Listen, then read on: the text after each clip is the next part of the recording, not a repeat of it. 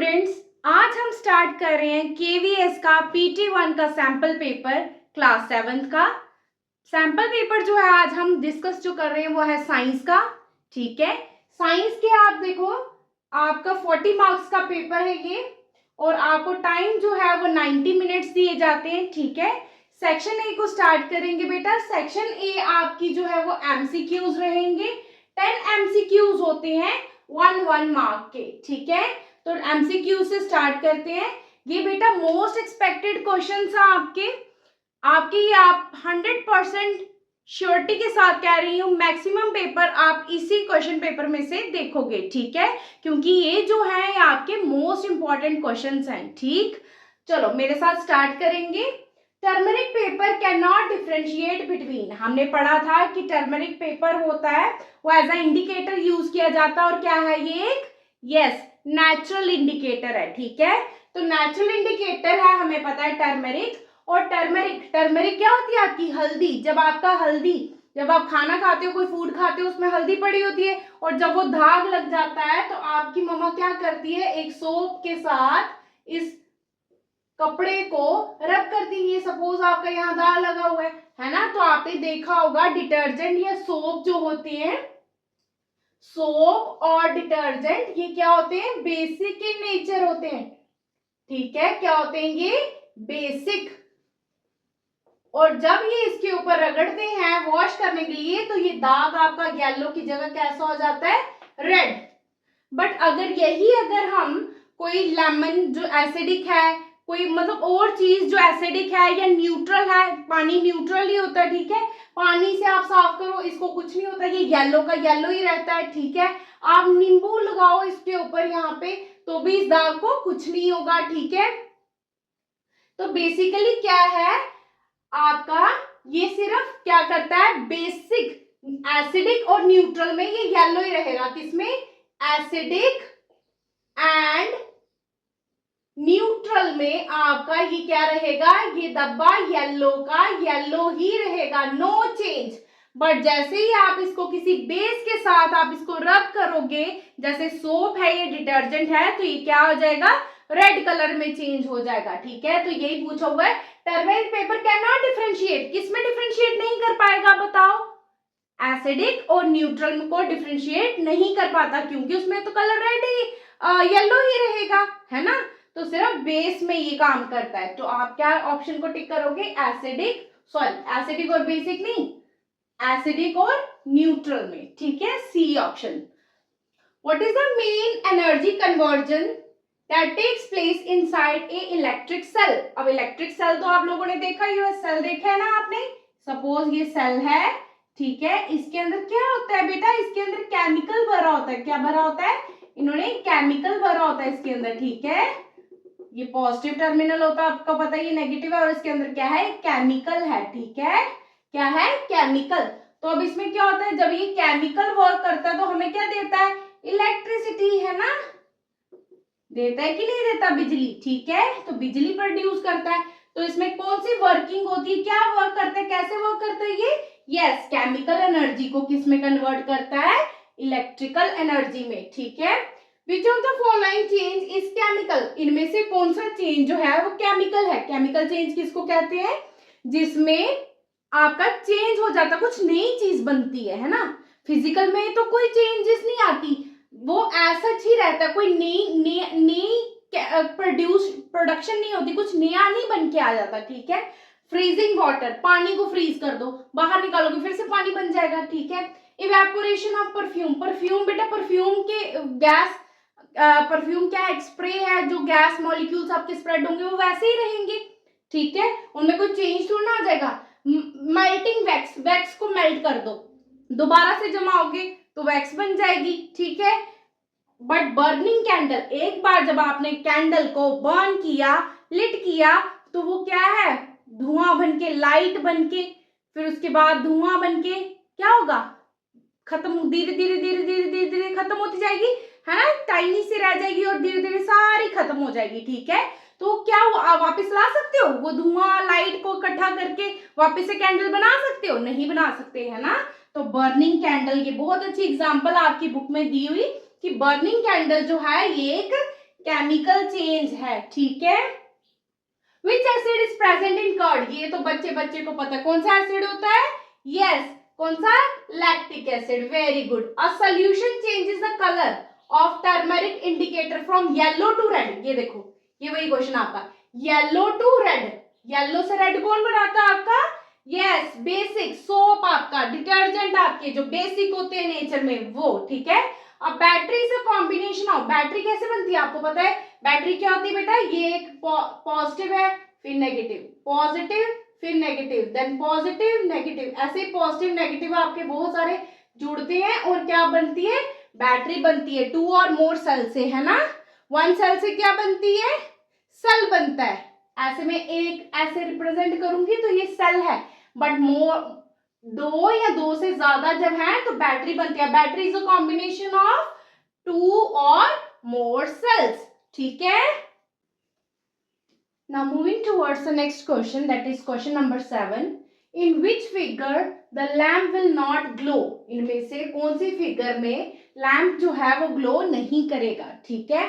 When switch is closed, अभी तो switch on है, जैसे ही मैं स्विच को ऐसे क्लोज करूंगी तो इनमें से ऐसा सबको मैं क्लोज कर दूंगी, तो इनमें से कौन सी डायग्राम है जिसमें आपका बल्ब, ये बल्ब है आपका, ठीक है, ये बल्ब है, ये बल्ब है, आपने पढ़ा है ये बल्ब का साइन होता है, और ये किसका होता है, डायोड का, एलईडी का, है ना, diode, LED, light emitting diode, ये भी फुल फॉर्म आपको याद रखनी है, एलईडी की full form light emitting diode, ठीक है। ये भी एक नंबर का क्वेश्चन आ सकता है, ठीक है, आपको एलईडी की full form light emitting diode, ठीक है। ये डायोड लगे हुए हैं आपके, जब इनको मैं क्लोज करूंगी, स्विचेस को क्लोज करूंगी, जैसे लेट में इसको क्लोज कर देती हूँ, ये बल्ब जगेगा, क्यों, क्योंकि आपको पता है बल्ब को पॉजिटिव से दो, नेगेटिव से दो, कहीं से भी लाइट इलेक्ट्रिसिटी दो, उसको सप्लाई दो, ये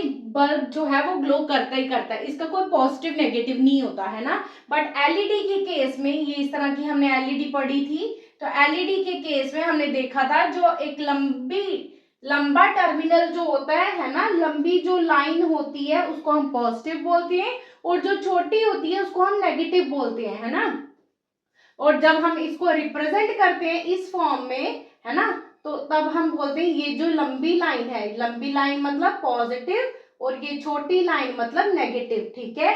अब देखो यहाँ पे ये पॉजिटिव है और ये नेगेटिव है, ठीक है, ये लंबी लाइन आपकी पॉजिटिव है, ये छोटी लाइन है ये नेगेटिव है, सबको ये याद होना चाहिए, ठीक है।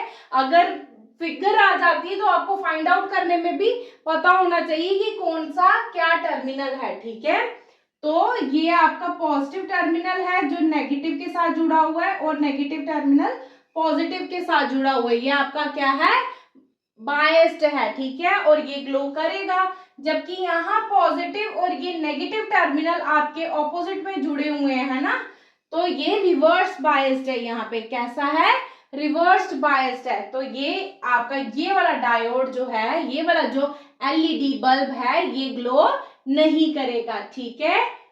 Which of the following metal catches fire when it comes in contact with water? इनमें से कौन सा मेटल जो है वो कैच कर लेता है फायर को जब वो किसके कांटेक्ट में आता है, पानी के कांटेक्ट में, वाटर के कांटेक्ट में आता है, ठीक है। तो आपने देखा पहला ऑप्शन, देखो कॉपर, कॉपर के बर्तन आप सबने देखे हुए हैं ना। तो कॉपर जो है वो एक मेटल है जिसमें हम पानी भी स्टोर करके रखते हैं, हम उसमें कुकिंग भी कर सकते हैं, है ना। तो हम उसमें अगर वो वाटर से रिएक्ट करके ऐसे ठा ठा बजता होता, फायर लग जाती होती, उसको आग लग जाती होती, फायर कैच करता होता, तो हम इन कॉपर के बर्तनों में पानी या ऐसा कुछ भी स्टोर नहीं करते, ठीक है।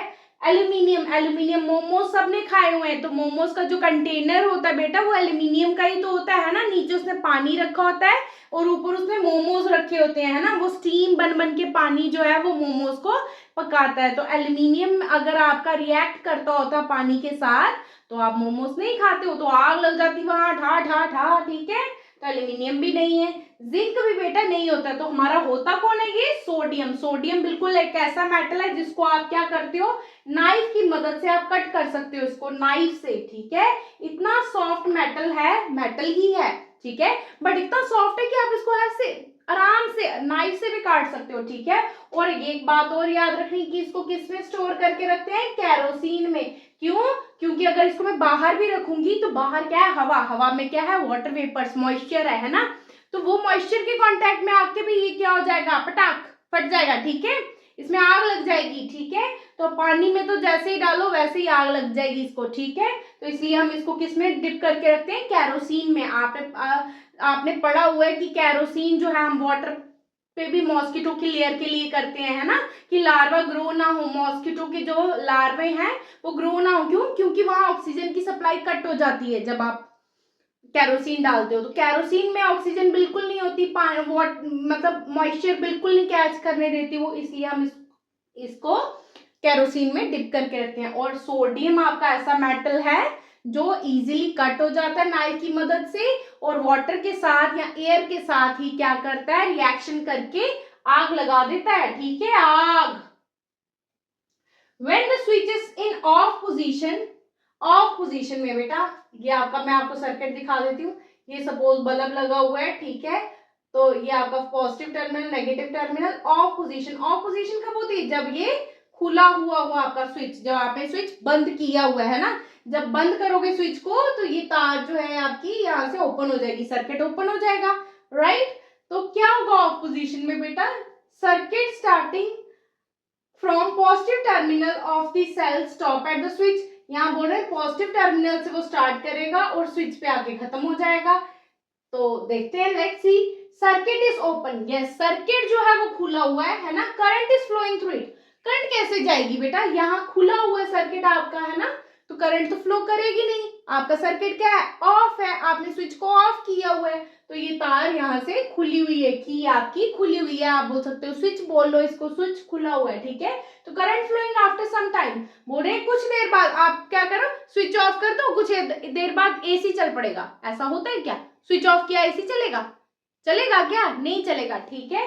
तो करंट फ्लो नहीं करेगी, कुछ देर बाद भी नहीं करेगी, ठीक है, जादू थोड़ी ना है कुछ देर बाद खुद ब खुद ऑटोमेटिकली हो जाएगा। तो इसका आंसर क्या है, सर्किट खुला हुआ है, ठीक है। Which of the following changes is reversible, reversible changes वो चेंजेस होती हैं बेटा जो रिवर्स हो जाती हैं, है ना, जैसे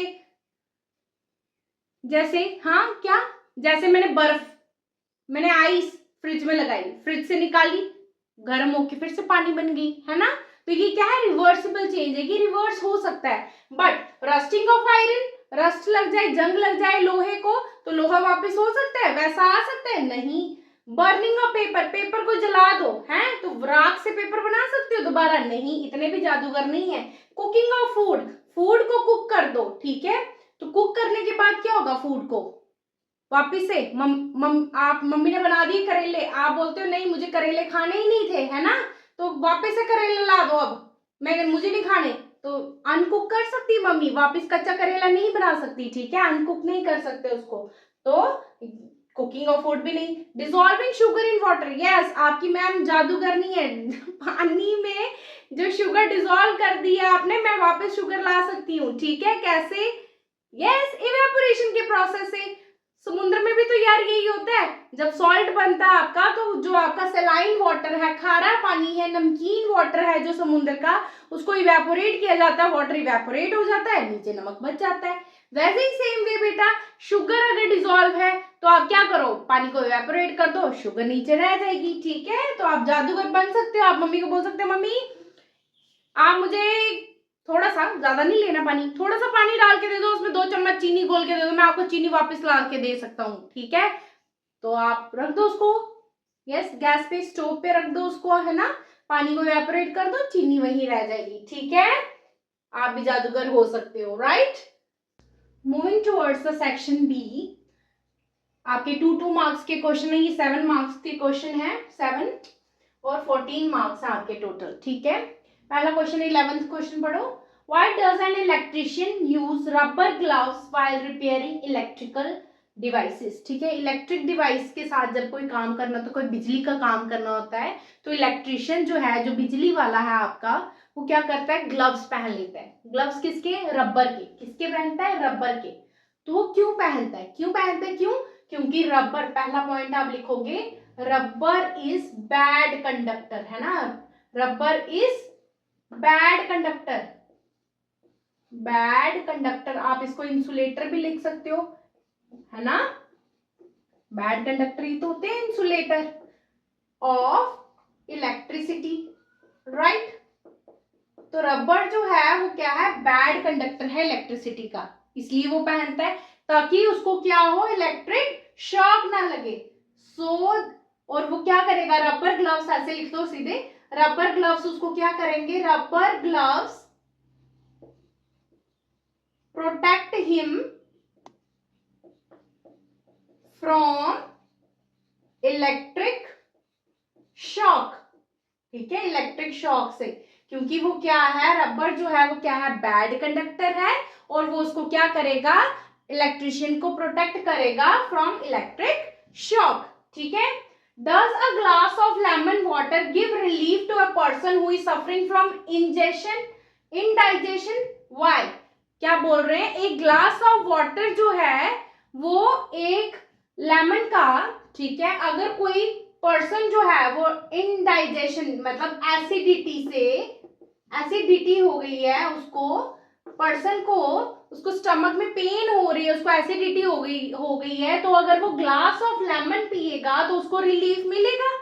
तो पहले पूछा आपको मिलेगा, तो आप लिखोगे यस, ठीक है, उसको रिलीफ मिलेगा। अब आपको आगे क्वेश्चन पूछा व्हाई, क्यों मिलेगा, क्यों, क्योंकि आपका जो लेमन वाटर है, लेमन वाटर वो क्या करता है, लेमन वाटर आपका न्यूट्रलाइज करेगा, ठीक है, न्यूट्रलाइज करेगा आपके स्टमक में इंडाइजेशन को, ठीक है, because lemon water will neutralize मतलब न्यूट्रल कर देना, चीजों को बैलेंस कर देना, ठीक है, एक न्यूट्रलाइज द इफेक्ट ऑफ, किसका इफेक्ट, इफेक्ट ऑफ इनडाइजेशन, जो इनडाइजेशन की वजह से आपको तकलीफ हो रही है उसको क्या कर देगा, न्यूट्रलाइज कर देगा, न्यूट्रल कर देगा, ठीक है। Name two metal which are good conductor of heat, कौन से ऐसे दो मेटल्स हैं जो गुड कंडक्टर हैं हीट के, वेरी गुड, सबको पता ही है ना, कॉपर, जो आपकी तारे हैं कॉपर की बनी होती है ना, तो कॉपर की तारे, और सबसे अच्छा गुड कंडक्टर जो है वो है आपका सिल्वर, ठीक है, राइट, सिल्वर। अगर आपकी तारें जो है बिजली की अगर सिल्वर की बना दी जाए तो बहुत अच्छी करंट आएगी, ठीक है, बट अगर सिल्वर की बना देंगे तो फिर चोरी कितनी हो जाएगी, राइट, तो इसलिए सिल्वर की नहीं बनाते, कॉपर की ही बनाई जाती है, ठीक है। तो ये दोनों ही आपके good conductor of heat as well as electricity, ठीक है। हीट के लिए आप और भी लिख सकते हो, एल्यूमिनियम भी लिख सकते हो, ठीक है, जो आपका क्या है, मोमोज वाला कंटेनर, ठीक है, aluminium. Draw a symbol of electric cell and electric bulb, सबको पता है इलेक्ट्रिक सेल का सिंबल कैसे बनाते हैं, एक बड़ा डंडा, एक बड़ी लाइन और एक छोटी लाइन, है ना, बड़ी लाइन क्या रिप्रेजेंट करती है, पॉजिटिव, और ये नेगेटिव। सेल बनाना है, बैटरी नहीं बना के आ जाना, बैटरी नहीं बना देना बेटा कि एक बड़ा एक छोटा, एक बड़ा एक छोटा, इस तरह से बैटरी बना के आ जाओगे, उन्होंने सेल कहा है आपको, ठीक है, और सेल में आपको ये पॉजिटिव नेगेटिव टर्मिनल भी शो कर देना। और इलेक्ट्रिक बल्ब का है, बल्ब कैसे बनाते हैं बेटा, सर्कल बनाना, उसके बीच में क्या डालना है, क्रॉस, और उसको कनेक्ट कर देना है, वायर, ये क्या होती है, कनेक्शन होते हैं कि वायर लगी हुई है, तार लगी हुई है, ठीक है।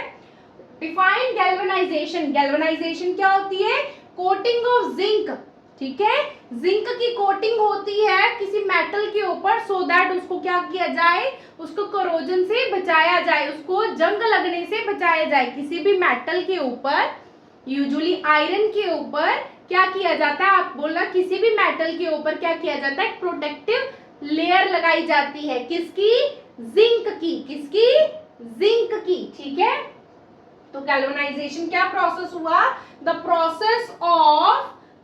process of coating the layer of metal with a zinc is called galvanization। मैं लिख देती हूँ यहाँ पे the process, ठीक है, the process of covering a metal, bracket में लिख दो आयरन, ठीक है, covering a metal with a protective layer of एक protective layer of, with A protective layer of zinc, ठीक है। आप इधर लिख सकते हो with the coating of zinc भी लिख सकते हो, with the process of covering a metal iron with A protective layer of zinc is called galvanisation, ठीक है। बहुत इंपॉर्टेंट क्वेश्चन है, आपके पेपर में आपको जरूर नजर आएगा, ठीक है। कि क्वेश्चंस जो है बेटा मोस्ट एक्सपेक्टेड है, ठीक है। आप यही क्वेश्चंस आपने क्वेश्चन पेपर को जस्ट थोड़ा आगे पीछे करके देखोगे, ठीक है।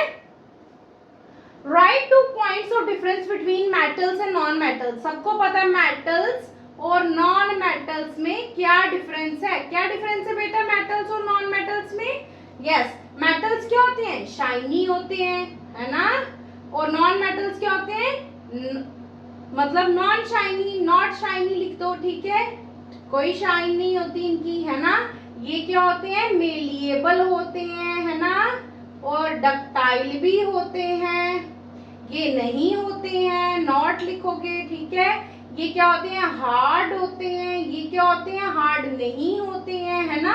आपके पास नंबर ऑफ पॉइंट्स है मेटल्स और ये क्या होते हैं? साउंड प्रोड्यूस करते हैं मेटल, आपके स्नोरिसिटी है, यहाँ नहीं है। ये लस्ट्रस है, शाइनी को लस्ट्रस बोलते हैं हम, ये लस्ट्रस नहीं है, ठीक है। आपके पास नंबर ऑफ पॉइंट्स है, आप कोई भी 2 पॉइंट लिख देना, ठीक है। What are olfactory indicator? Olfactory indicator क्या होता है? आप देखो एसिड बेस में हमने पढ़ा था कि हमने बहुत सारे क्या पढ़े थे, लिटमस पेपर पढ़ा था, जैसे to define which is acidic और बेसिक, ठीक है। उसके बाद हमने पढ़ा था कि हम टर्मरिक को यूज करते हैं, हम चाइना रोज को, गुड़हल के फूल को यूज करते हैं, ठीक है। हमने नंबर ऑफ देखे थे। अब देखो ये सब बच्चा कौन देख सकता है? जो आंखों से देख सकता है ना।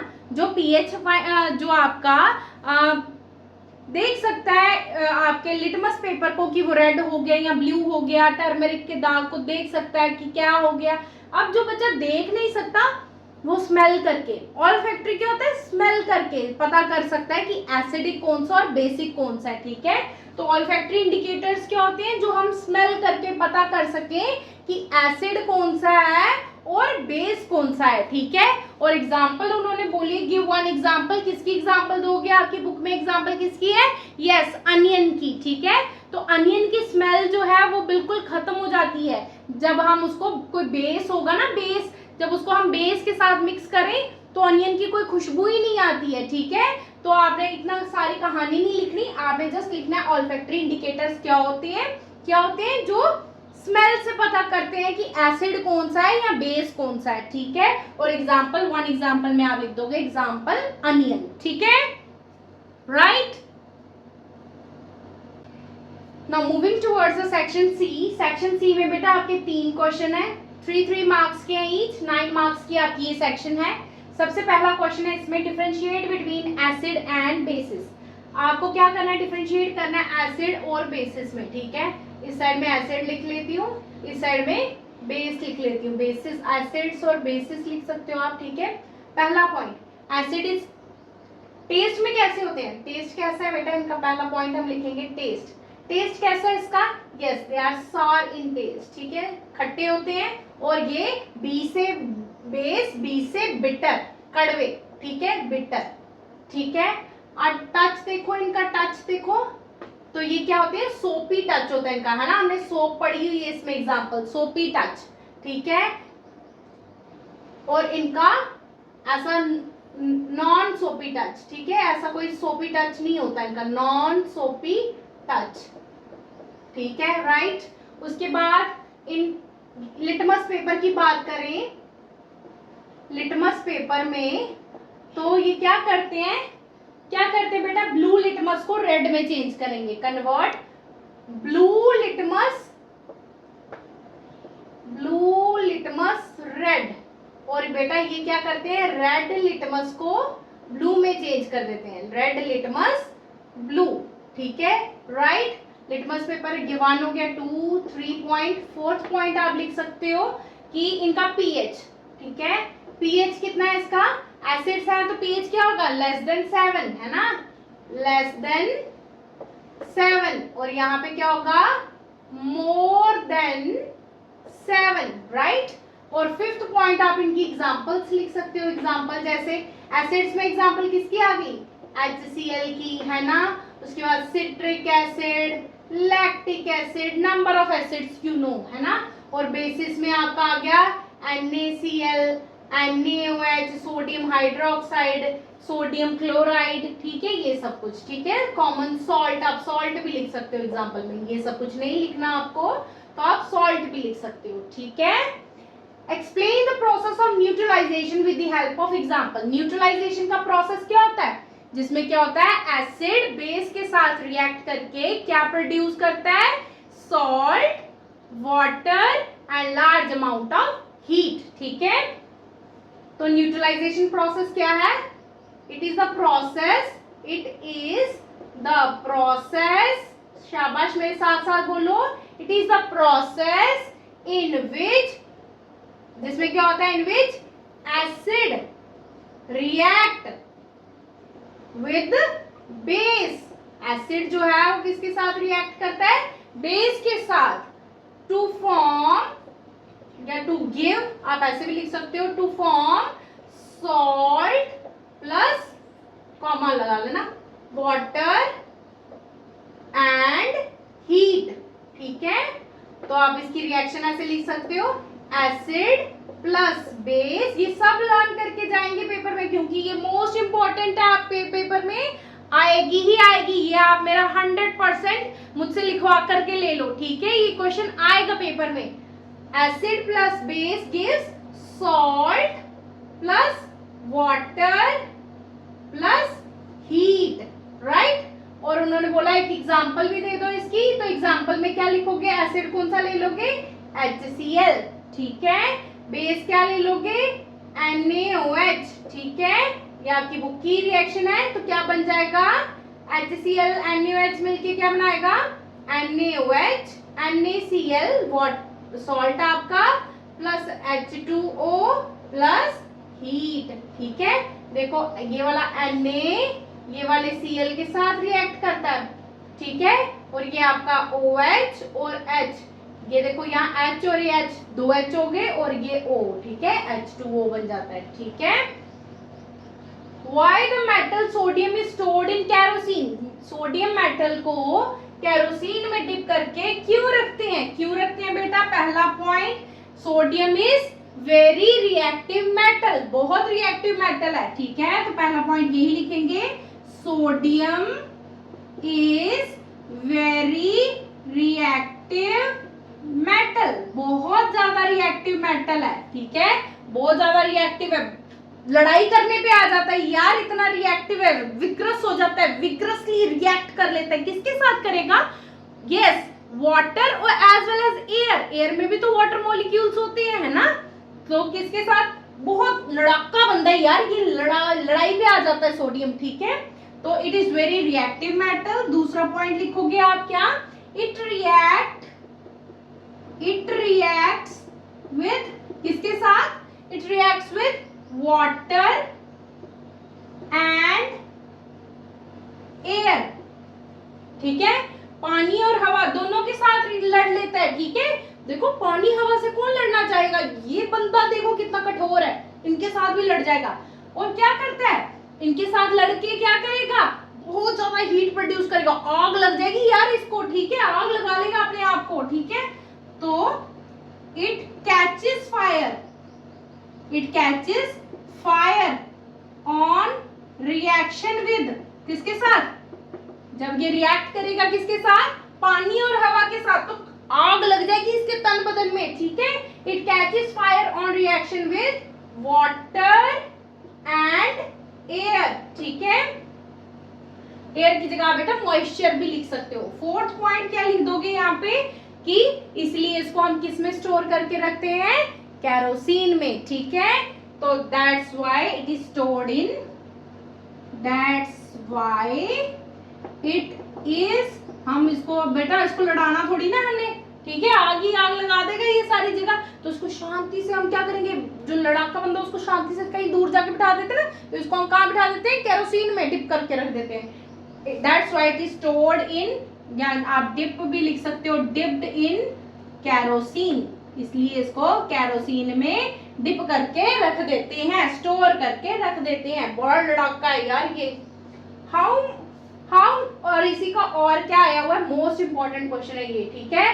This is also most important question. ये जो जितने भी क्वेश्चन यार आप देख रहे हो ना पेपर में आए हैं, ठीक है, यकीन रखो मेरा पेपर में यही है question. How non metals are useful in everyday life. Metals हमने बहुत पढ़ा कि इतने यूजफुल है यार, मेटल्स से हम खाना बनाते हैं, मेटल्स के अंदर, मेटल्स हमारे इलेक्ट्रिसिटी में हेल्प करते हैं, मेटल्स ये मेटल्स वो, metals metals metals. But what about non metals यार, नॉन मेटल्स इंसान नहीं है यार, इंसान तो मेटल भी नहीं है, कोई बात नहीं, बट नॉन मेटल्स के साथ हम नाइंसाफी नहीं होने देंगे, ठीक है। तो नॉन मेटल्स के क्या एवरीडे लाइफ में यूजेस है, अभी मैं अगर आपको गिना दूं ना तो आप बोलोगे बाप रे नॉन मेटल तो बाप निकला है ना। जैसे देखो, जो ऑक्सीजन आप ब्रीथ कर रहे हो, ऑक्सीजन ब्रीथ करते ना, क्या है ये, ऑक्सीजन मेटल है, ठीक है। ऑक्सीजन जो आप ब्रीथ करते हो वो क्या है, मेटल है। तो पहला पॉइंट आप यही लिख दोगे। तो ब्रीदिंग में जो हम ऑक्सीजन लगा रहे हैं, ब्रीदिंग में, ठीक है ना, तो ऑक्सीजन जो है ये क्या है, एक मेटल है, ब्रीदिंग में हेल्प कर रही है। दूसरा गिनाऊं बेटा, पानी को आप पानी पीना है ना, पानी को साफ भी तो रखना है ना, तो आपकी जो ट्यूबवेल से, वाटर टैंक से जो पानी आता है उसको साफ रखने के लिए उसके अंदर एक नॉन मेटल डालती है यार, जर्म्स को किल करने के लिए। यस, कौन है वो नॉन मेटल, क्लोरीन, ठीक है। तो वाटर की प्यूरिफिकेशन कर रहा है एवरीडे लाइफ। देखो एवरीडे लाइफ की ही एग्जांपल दे रही हूं मैं आपको। तो वाटर प्यूरिफिकेशन कौन कर रहा है, कौन सा नॉन मेटल कर रहा है, यस क्लोरीन, ठीक है। तो वाटर की प्यूरिफिकेशन, पानी यार अमृत है, पीना है, एक दिन नहीं पियोगे तो देखो क्या हाल हो जाता है शाम तक, है ना। तो देखो वाटर प्यूरिफिकेशन क्लोरीन, ठीक है। तो क्लोरीन जो एक नॉन मेटल है वो वाटर की प्यूरिफिकेशन कराता है, ठीक है। तीसरा पॉइंट देखो, तीसरा पॉइंट बेटा आपका, आपके जो फर्टिलाइजर्स हैं, है ना, आप प्लांट्स को फर्टिलाइजर्स देते हो ना, राइट, कौन, तो उनमें जो आपके फर्टिलाइजर्स हैं उनमें जो आपके केमिकल्स यूज हो रहे हैं उस फर्टिलाइजर को बनाने के लिए, कौन से फर्टिलाइजर्स होते हैं, एनपीके, है ना, ये वर्ड सबने याद रखा हुआ है, NPK NPK NPK, nitrogen phosphorus potassium, ठीक है। तो आपका नाइट्रोजन जो है वो क्या है, नॉन मेटल है, ठीक है। आपको नाइट्रोजन फिक्सेशन भी पड़ी है, राइजोबियम करता है, तो राइजोबियम जो नाइट्रोजन फिक्सेशन करता है, जो हम फर्टिलाइजर्स जो हम, वो तो चलो वो करता है ना, हम नहीं कर रहे, हम अपनी एवरीडे लाइफ में बता रहे हैं नॉन मेटल्स का यूजेस। फर्टिलाइजर्स, तो फर्टिलाइजर्स में आपका कौन आ गया, नाइट्रोजन, ठीक है। नाइट्रोजन भी एक क्या है, आपका नॉन मेटल है। इसके अलावा और कौन आपका नॉन मेटल है, फॉस्फोरस भी बेटा नॉन मेटल है, पी जो इसमें फॉस्फोरस है ना वो भी नॉन मेटल है, ठीक है। इतने याद ही रखने, आप सिर्फ नाइट्रोजन का नाम याद रखना फर्टिलाइजर्स में, ठीक है। तो फर्टिलाइजर्स में आप याद रखोगे कि नाइट्रोजन जो है ये एक फर्टिलाइजर है, ठीक है, और ये एक नॉन मेटल है जो फर्टिलाइजर्स में यूज किया जाता है, ठीक है। तो ये एवरीडे लाइफ में और भी बहुत सारे यूजेस हैं, बट आपको 3 मार्क्स का क्वेश्चन है तो I think 3 points are sufficient. But यहाँ इसको थोड़ा लिख देना, ब्रीदिंग, तो oxygen use during breathing is a non metal, ठीक है। Water purification, we use chlorine for purification of water and chlorine is non metal. Fertilizer, ठीक है, प्लांट्स को देने के लिए जो प्लांट्स में फर्टिलाइजर्स आप यूज करते हो उसमें नाइट्रोजन और फॉस्फोरस जो है ये दोनों क्या है, non metals, okay, right. Now moving towards the section D, this is case based study questions, CBQ questions है बेटा आपके 4 मार्क्स के, 2 क्वेश्चंस हैं, उनमें से 21 क्वेश्चन आपके सामने है। A farmer plants are not growing well, एक फार्मर है उसके प्लांट्स जो है वो नहीं अच्छे से ग्रो कर रहे। अपॉन इन्वेस्टिगेशन, जब इन्वेस्टिगेशन की गई, he finds that excessive use of chemical fertilizer, excessive use of chemical fertilizers has made the soil acidic, जिससे हमें पता चला जब उसने इन्वेस्टिगेट किया कि क्यों मेरे प्लांट्स ग्रो नहीं कर रहे, तो उसको पता चला कि ये जो मैंने केमिकल फर्टिलाइजर बहुत ज्यादा यूज किया, एक्सेसिव यूज किया, उसकी वजह से मेरी सॉइल की एसिडिटी क्या हो गई है, इंक्रीज हो गई है, सॉइल क्या हो गई है, एसिडिक हो चुकी है। ठीक है, क्वेश्चन पढ़ेंगे। Explain why the plants are not growing well, क्यों नहीं प्लांट ग्रो कर रहे थे अच्छे से, क्योंकि बिकॉज, यहां लिख देते हैं बिकॉज, क्यों नहीं कर रहे थे, शाबाश मेरे साथ बोलो, because soil has become acidic, क्योंकि सॉइल क्या हो चुकी थी, एसिडिक हो चुकी थी। और अगर आपको पता है सॉइल एसिडिक हो जाए तो आपके जो प्लांट्स हैं उनकी ग्रोथ कैसे डिक्रीज हो जाती है, क्योंकि उनकी रूट्स जो है वो एसेंशियल न्यूट्रिएंट्स अब्सॉर्ब नहीं कर पाती हैं। क्यों, अब ये भी लिख देते हैं थोड़ा सा, अगर हमें नॉलेज है एक्स्ट्रा तो why not we should write. ठीक है, we should write because soil has become acidic, आप इतना भी लिखोगे तो भी नंबर मिलेंगे। सॉइल एसिडिक हो चुकी है और एसिडिक, इन एसिडिक सॉइल, अगर एसिडिक हो आपकी soil, in acidic soil the plants roots can't be able to absorb nutrients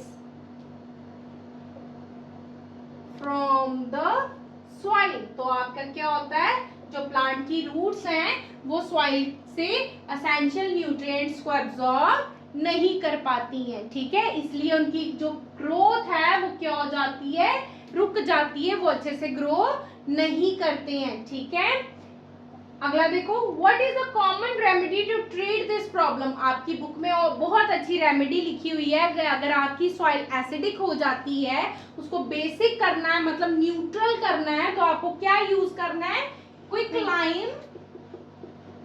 lime और you can use slaked lime. ठीक है, ये क्या होती है दोनों, ये कैल्शियम हाइड्रोक्साइड और कैल्शियम ऑक्साइड होते हैं। ठीक है, कैल्शियम के प्रोडक्ट्स हैं यूजुअली। ठीक है, तो आपको कैल्शियम को यूज करना है, मेन ये है। ठीक है, तो अगर आपकी सॉइल एसिडिक हो जाती है तो मेरे बच्चों ने क्या यूज करना है न्यूट्रलाइज करने के लिए इफेक्ट को, स्लेक्ड लाइम या फिर क्विक लाइम को यूज करना है, आइदर दिस और दैट। ठीक है, दोनों में से कोई एक। What could be the effect on the soil's nature if the organic matter were added? अगर आप ऑर्गेनिक मैटर बोल रहे हैं, आप ऑर्गेनिक मैटर क्या हो गया आपका, यस कंपोस्ट या फिर मैन्युअर। तो बोल रहे हैं अगर आप कंपोस्ट या मैन्युअर, है ना,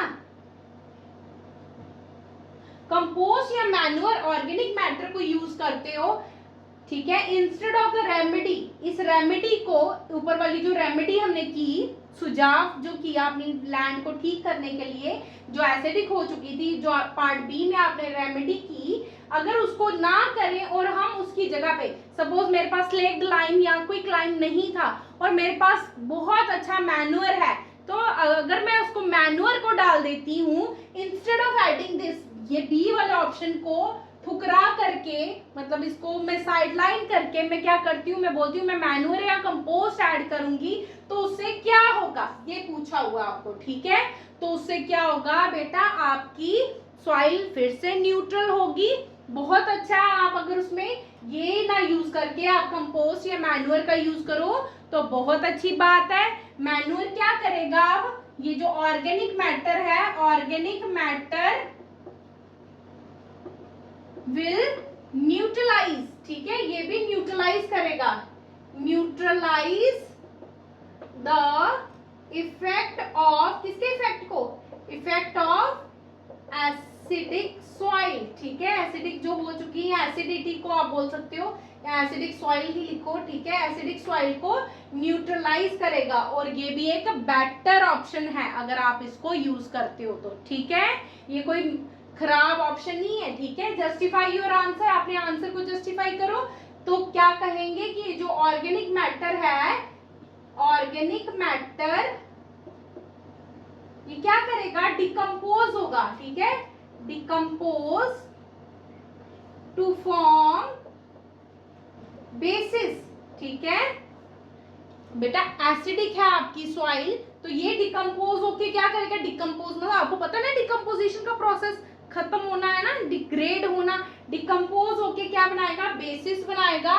ठीक है, विच विल, जो क्या करेंगे, विच विल न्यूट्रलाइज, जो आपकी सॉइल को क्या करेंगे, which will neutralize the effect of acid in the soil. जो एसिड प्रेजेंट है सॉइल में उसको न्यूट्रलाइज करेंगे। क्यों? क्योंकि ये डिकम्पोज होके क्या बनाएंगे, बेसिस बनाएंगे। ठीक है, तो इसी के साथ हमारा ये 21 क्वेश्चन जो है ये कंप्लीट हुआ।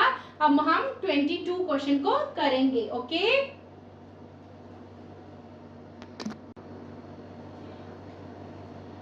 क्वेश्चन नंबर 22 को देखो। अब ये भी आपका सीबीक्यू का क्वेश्चन है, 4 मार्क्स का। Melting of ice, boiling of water and dissolving salt in water are examples of physical change. बोल रहे हैं कि बर्फ का मेल्ट होना, ठीक है, पानी का उबलना और नमक का पानी में घुल जाना, ये सारे क्या है, फिजिकल चेंज है। फिजिकल चेंज बिकॉज, क्यों, no new substance is formed, क्योंकि यहाँ कोई नया सबस्टेंस नहीं बन रहा है। ठीक है, जबकि बर्निंग ऑफ वुड, लकड़ी का जलना, रस्टिंग ऑफ आयरन, लोहे को जंग लग जाना, एंड कुकिंग ऑफ फूड, खाना बनाना, आर केमिकल चेंजेस, ये सब केमिकल चेंजेस हैं। क्यों? Because new substance are formed, क्योंकि यहाँ क्या हो रहा है, नए सबस्टेंस आपके फॉर्म हो रहे हैं विद डिफरेंट प्रॉपर्टीज। इनकी प्रॉपर्टीज जो है वो डिफरेंट हो रही हैं। ठीक है, हम समझ गए क्या बोला गया हमें। अब आंसर एनी 4 क्वेश्चंस, ये 5 क्वेश्चंस हैं आपके, किन्हीं 4 क्वेश्चंस का आपको आंसर करना है। Give 2 examples of physical change, दे दो कोई 3 एग्जांपल्स दिए, कोई 2 एग्जांपल्स खुद से दे दो, शाबाश बोलो। यस, मेल्टिंग ऑफ आइस है ना, यहीं से ऊपर से लिख देना, melting of ice comma boiling of water. ठीक है, राइट। और आप क्या, डिसॉल्विंग सॉल्ट इन वाटर, ये भी लिख सकते थे, कोई 2 लिखनी थी, हमने लिख दी। Why is dissolving salt in water a physical change? क्यों ये एक फिजिकल चेंज है? यहाँ लिखा ना, फिजिकल चेंज क्यों है? क्यों? Because no new substance is formed. तो लिख दो यहाँ पे, because no new substance is formed. ठीक है, यही आंसर था आपका। Give 2 examples of chemical change, chemical change के भी बेटा आपको 3 एग्जाम्पल्स दिए, कोई 2 लिख दो। क्या क्या लिखोगे, बर्निंग ऑफ, शाबाश, बर्निंग ऑफ वुड, सबसे इजी क्वेश्चन था, है ना। और दूसरा rusting of iron, rusting of iron, किसी की मर्जी है वो ये भी लिख सकता है। कुकिंग ऑफ फूड, हमें 2 लिखने हैं, 2 लिख दिए हमने। Why is cooking food a chemical change? Cooking food क्यों एक chemical change है? यही आंसर है इसका, because new substances are formed with different properties. तो यहां से लिख दो, because new substances are formed, ठीक है, are formed with different properties, different properties के साथ। ठीक है, 4 क्वेश्चन हो गए। 5वां देखो, what is the difference between physical and chemical change? What is the difference? यही तो डिफरेंस है। पहला आप लिख दोगे कि पहला डिफरेंस क्या लिखोगे, नो न्यू सबस्टेंस, पहले ऐसे लाइन बनाओगे, यहाँ पे लिखोगे फिजिकल चेंज और यहाँ पे लिखोगे केमिकल चेंज। ठीक है, यहाँ क्या है, no new substance is formed, तो यहाँ लिख दो no new substance is formed. ठीक है, कोई नया सबस्टेंस नहीं बनता, तो यहाँ लिखोगे न्यू सबस्टेंस इज, यही से लिखेंगे बेटा, फॉर्म्ड। ठीक है, और एक एक एग्जाम्पल दे दो, एग्जाम्पल लिखो। यहाँ पे देखो 3 एग्जाम्पलें दे रखी हैं आपको फिजिकल चेंज की, केमिकल चेंज की भी कितनी सारी एग्जाम्पलें दे रखी हैं। एक एक एग्जाम्पल लिखो और क्वेश्चन को फिनिश कर दो। ठीक है, समझ गए। इस वीडियो को ज्यादा से ज्यादा शेयर करना है ताकि आपके फ्रेंड्स को, ठीक है, आपके पीयर्स को भी हेल्प हो सके। ठीक है, तो और वीडियो को क्या करना है, लाइक करना है, सब्सक्राइब करना है चैनल को, ताकि इसी तरह आप और भी जो नेक्स्ट आपके पेपर्स आने वाले हैं उनके सैंपल पेपर मेरे साथ रेडी कर सको। ठीक है, आप प्रैक्टिस कर सको, राइट।